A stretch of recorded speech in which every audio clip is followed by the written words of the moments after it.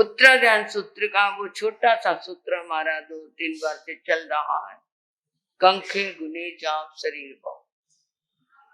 जब तक ये जीवन है तब तक गुण ग्रहण करते जाओ, गुण दृष्टि अपनाते जाओ। गीध की दृष्टि कहाँ रहती है? मरे हुए पशु पे जाती, और भमरे की खिले हुए फूलों पे जाती। पेट उसने भी भरना है, पेट उसने भी भरना है, परंतु दोनों की दृष्टि में अंतर। एक चाहता है मुझे मरा हुआ पशु मिल जाए, और एक चाहता है मुझे खिला हुआ फूल मिल जाए। दृष्टि अपनी अपनी। आप ज्वेलर हैं, आपको पता है मिट्टी के अंदर अगर सोने के कण मिले हुए हो तो क्या रखते हो? निहार शोधक रखते हो ना। एक कोई चीज होती है जिससे वो सोना सोना इकट्ठा हो जाता है, मिट्टी छूट जाती।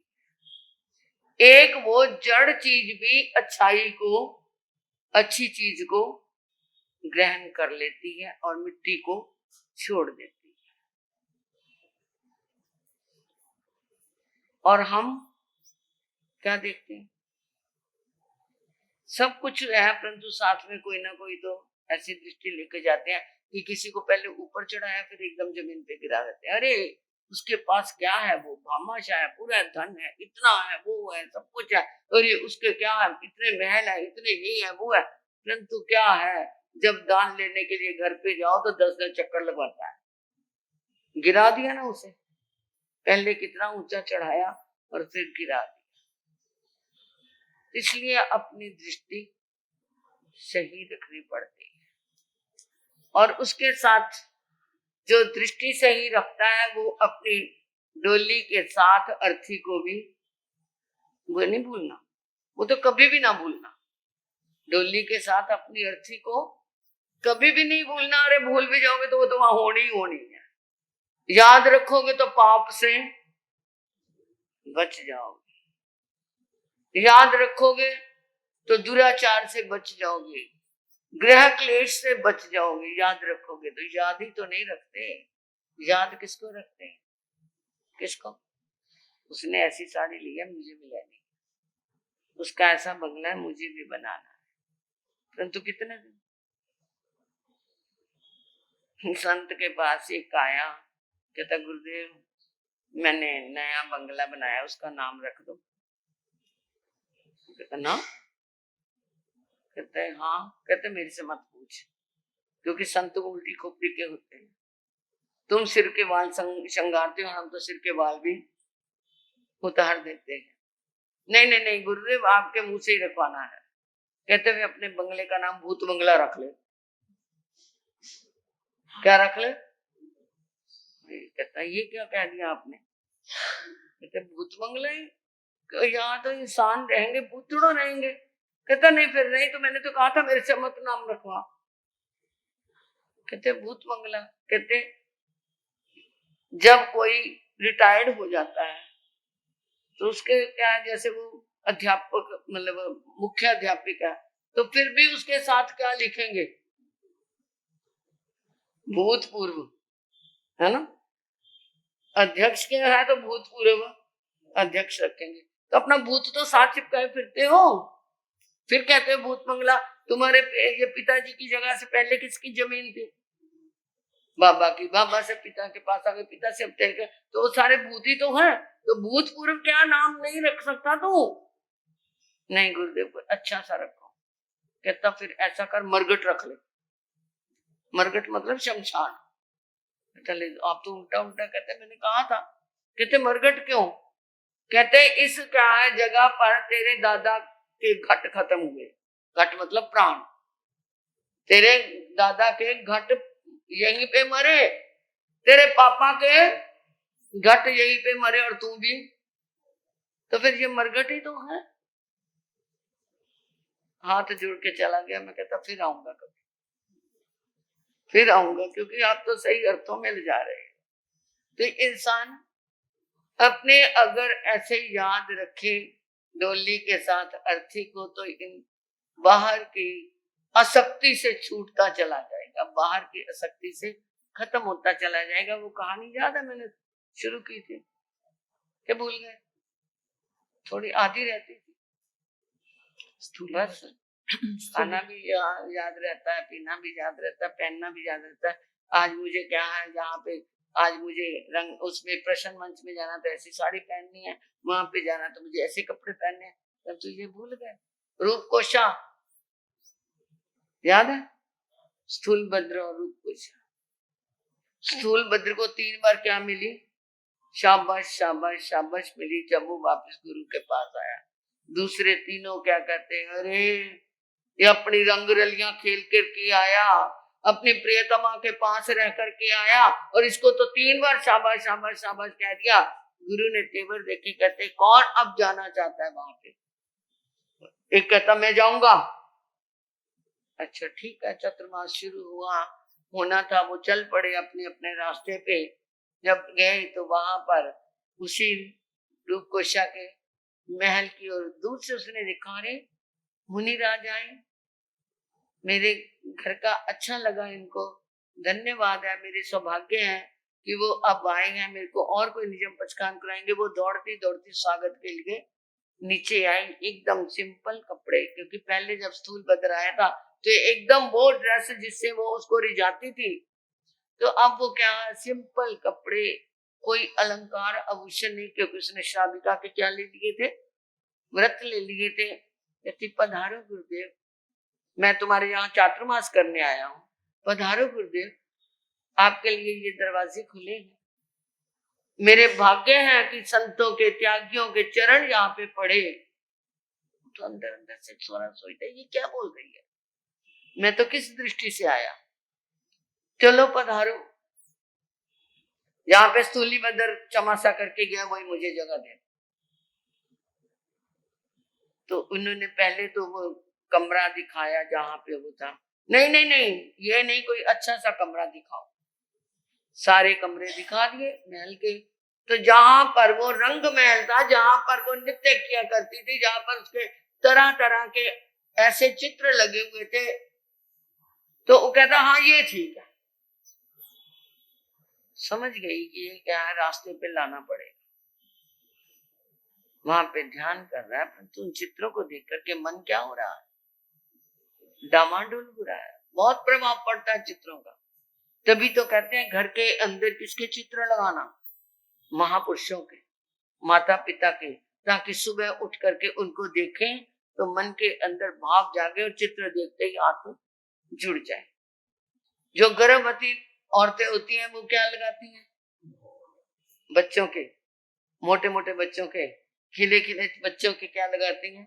चित्र लगाती हैं कि जैसा देखेंगे वैसा हमारे शिशु होगा। होता है, प्रभाव होता है, उसका असर जाता है, उसकी संवेदनाओं का, उन रेज का अंदर प्रभाव पड़ता है। तो वो तो पहले दिन ही क्या हो गया उन चित्रों को देख करके। फिर भी मन को कंट्रोल रखा। भोजन का समय हुआ तो वो जो रूप कोशा थी, जो श्राविका बनी हुई थी, मर्यादा अनुसार उसने जो भोजन अपने लिए सिंपल वो खाती थी। पहले तो वो कितने 36 प्रकार के भोजन होते थे, अब वो जैसा सिंपल खाती थी वैसे भोजन के लिए प्रार्थना।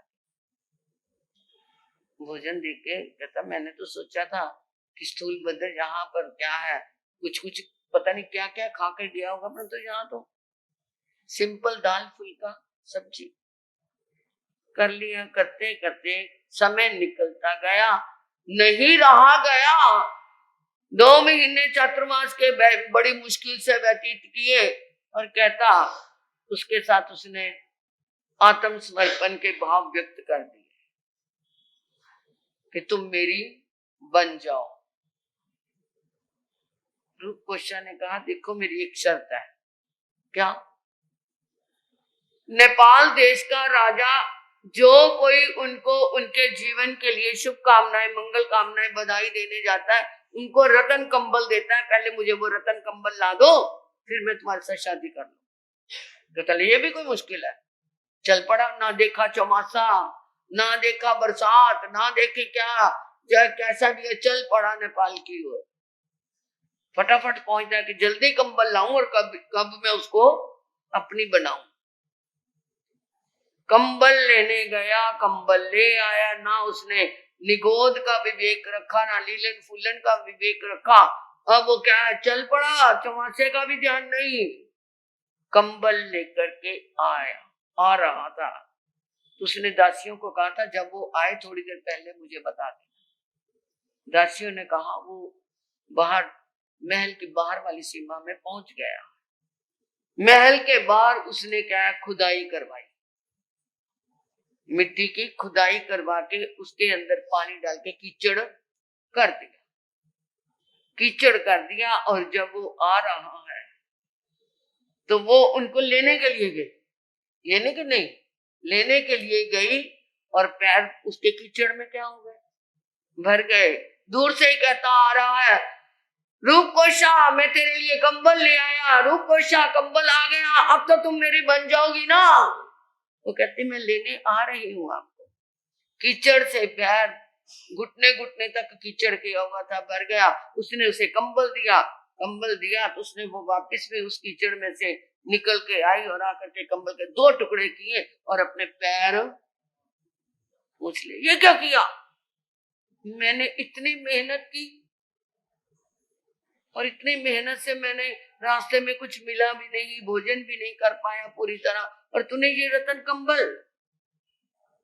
कहती गुरुदेव ये तो रतन कंबल दोबारा भी मिल जाएगा, आपका ये जो संयमी जीवन ये रतन कंबल से कितना बढ़कर की है, इसे आपने भोग विलास के कीचड़ में क्या कर दिया,